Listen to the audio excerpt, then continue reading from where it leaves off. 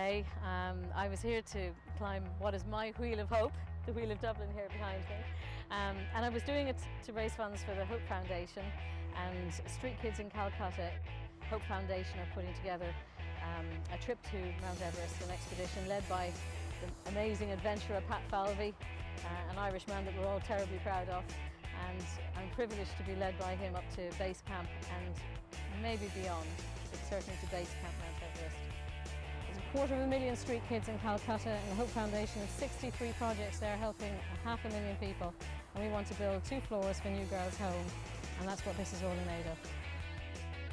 I didn't know what way I was going to react, and I hoped that I could keep the nerves under control, because I really wanted to enjoy it and I wanted to have something to look back on. And every time I pass this wheel, and I'm a Dublin gal, and every time I pass by the Docklands and drive past the O2 in the Point Village, I'm going to be looking at this wheel and thinking about today. So I wanted that to be a good and a lasting memory, and it was. There was a very big difference between actually going up in the pod and obviously stepping out of the pod. I was on a Ferris wheel when I was 8 years old. That's the last time that I was on a big wheel. My brother took me out, and he's 12 years older than I am. He took me to Margate or Ramsgate or someplace like that, one of those English seaside towns. And I swore then, even though I was 8, that I would never be on a Ferris wheel again. And until today, I wasn't. But I can still remember swaying back and forth on those rickety old things and being absolutely terrified. This baby is nothing like that.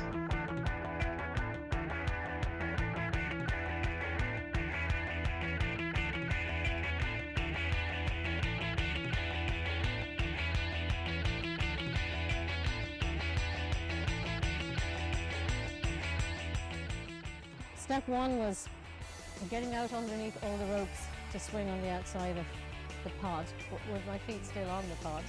So that was step 1. And that was quite awkward because there was a lot of ropes and I wasn't quite sure where. There was a hole I had to get through and I was trying to figure it out and swing around. And as soon as I got that, I was pointed in the right direction and I thought, all right, okay, now at some point I have to step out. And then I was quite comfortable, so I was packed at 60 metres. I was able to wave at the cameras, and there were photographers on either side in separate pods. So I was able to smile at them and do the old star routine at the top. I'm not used to that. That was quite fun. It was stunning. It was absolutely amazing. The sun came up, it was bright, it was beautiful. I loved it.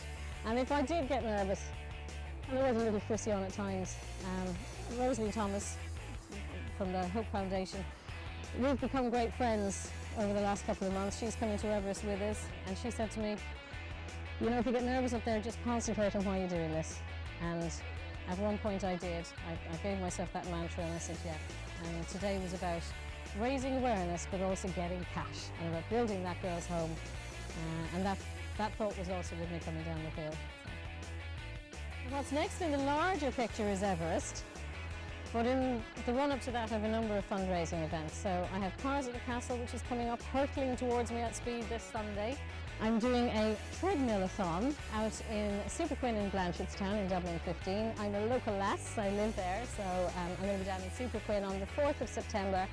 And I'm going to walk for 8 hours on a treadmill. And I want everybody to come out and support me. One of my last fundraisers is a fashion show, which is taking place on the 23rd of September. It's in the Crown Plaza in Blanchardstown. It's going to be a great fashion show. We've got Dave Marshall is going to do hair. We're going to do transformations for a couple of people in the audience. It's just going to be a really, really good night, so I'm really looking forward to that.